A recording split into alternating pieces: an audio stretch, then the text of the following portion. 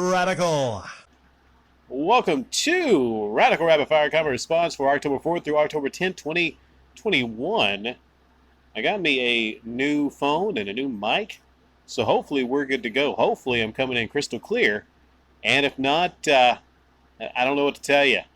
I mean, this is a hobby channel. I'm not putting a ton of money into the mic thing. This is just going to be what it's going to be, and that's all it's going to be, you know. Joe Rogan, loving the sports talk. Well, thanks. I love talking about sports. It's been one of the funnest things here recently for me because it's just kind of natural, because I'm consuming a lot of sports content online. I'm listening to sports. I'm discussing sports with a lot of my friends. And the cool thing about sports is, chances are, if you're a male, then you're going to have some sports that you're interested in and kind of like. I found it's just one of those things where everyone has like a team and some sport that they like generally, and I feel that I have like a leg up in many situations talking to people. Not a leg up. That's not the right terminology. But I just have an advantage in many situations in life now because I know so much about sports. You know, but I know some people don't like sports, and that's perfectly fine. But a lot of people do. I do. Paul, Dreamcast guy is a fake and a fraud. Cyberpunk is broken. I saw that video of him giving Cyberpunk a 9 out of 10, and then he's telling his viewers not to buy it. Laugh out loud. I honestly think Dreamcast guy forgets what he's saying half the time.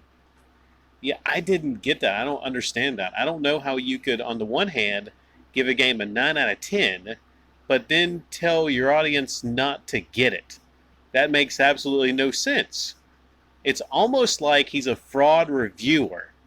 It's almost like that. Stop the cap. Your singing was awesome. Well, I can't really sing that well. You're talking about the comment cuts from 2019 and the really hilarious comment from, I forget what his name is. But, he'll be back. He left a lot of funny comments in 2019. And I forget even what the song was. But I'm glad that you enjoyed my singing. But I'm sure it wasn't that great because I'm really not a good singer. But hey, I'm glad you liked it. Rune Mamba. Kingdom Hearts is one of my favorite series ever, but Smash Ultimate is trash. One of the only games I've ever bothered returning, Smash 4 and Brawl were 1,000 times better. And sadly, charging $5 per character in fighting games is a norm now. Dragon Ball FighterZ makes you pay $5 just to buy base Goku and Vegeta. Not Super Saiyan God, but regular black hair Goku and Vegeta. Well, I haven't heard a lot of people say that Smash Ultimate is trash. Since you've played the others, what makes Smash Ultimate not nearly as good as the other Smash games? I'm curious about that, because it looks really fun. And Dragon Ball FighterZ, I knew that they were coming out with, was it Super Saiyan God, is a DLC, and something else, which I understand, the DLC model in fighting games, because you're going to charge people for, the extra fighters and everything. But I think base Goku and base Vegeta with the black hair, how can they charge for that? Is it like younger versions of them? Because don't you start out in the games and then you can go Super Saiyan? I mean, I don't understand what you're saying here. Because they start out with black hair and then they turn Super Saiyan in the middle of the game. So I don't know what you're referring to. But that's pretty scummy if they're charging that much for just black hair Goku and Vegeta. Yeah. Venom Hernandez. As a Raiders fan, I'm rooting for the Cardinals to get to the Super Bowl. Yeah, that would be really cool. Really cool. Raiders and Cardinals. Cardinals are still undefeated, by the way. Still undefeated, but they take on the Packers. So that's going to be a test. And that's going to be a test right there. But I don't know. I don't know if Rodgers can take care of the Cardinals. We will see. Now, the Raiders, they're doing really good. They're the top in the AFC West. They're 5-2. And their quarterback looked really good. Carr had 16 straight passes. But they missed that extra point, though. I guess maybe they didn't, it wasn't that big of a deal because they were already up so much. Their run game was just really great against the Eagles. Eagles can't defend a run, seemingly. Hayden Puds. Things that Cinemassacre Massacre really have turned to brown bricks. Is that a reference to something else? I mean, it's turned to shit. Yeah, it has. But I was wondering if that's specifically a reference to maybe something. It seems like I've heard that phrase somewhere before. Red Strass 97. Yeah, that was a very corporate announcement video. That is the proof right there that his channel is certainly a business. I've seen stuff like this before at the corporate level. Whoever did it is definitely fired by now. Yeah, that was kind of just weird.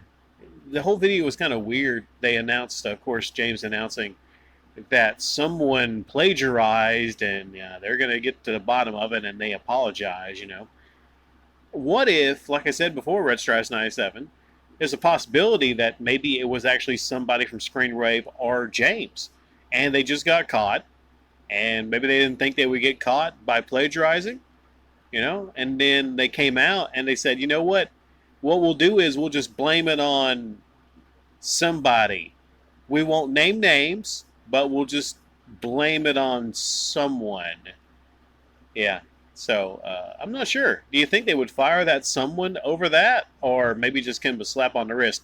If it was somebody else and actually not James or somebody from Screenwave that did the plagiarizing. Sean A., I think we are getting closer to James being replaced by Justin Silverman as the nerd. No time, my kids need 24-hour attention. See, I wonder how that would be. He's already got the glasses. He's got the dark hair. He's a little bit bigger than James, so he might need to slim down. Otherwise, he'd have to get a bigger couch to do the AVGN episodes.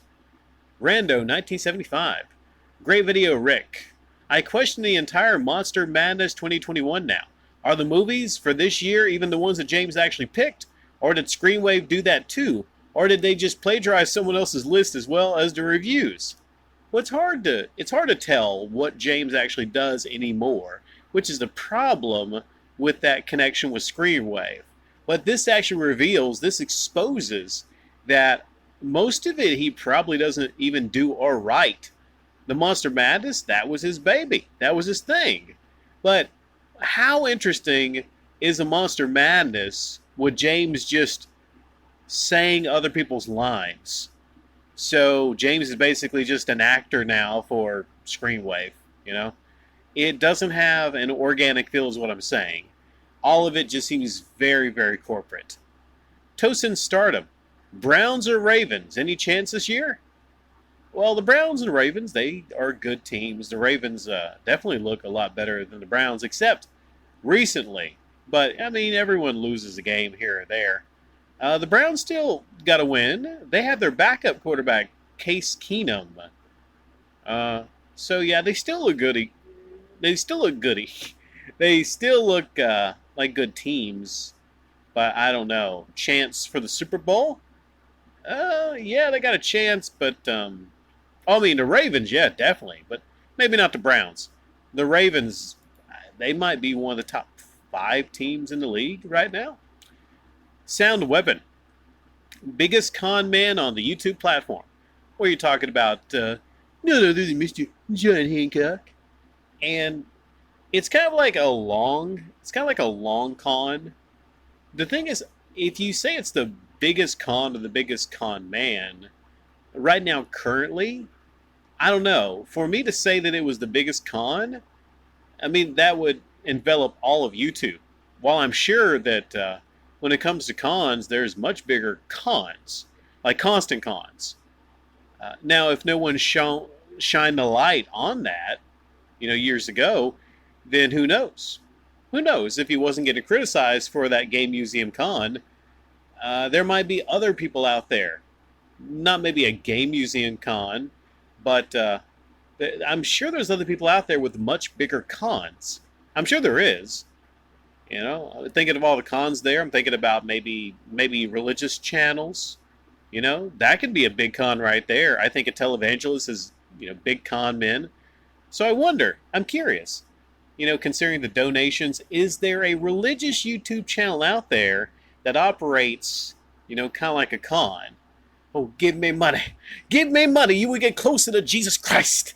Just give me that little donation. Whatever you can spare. Get you closer to God.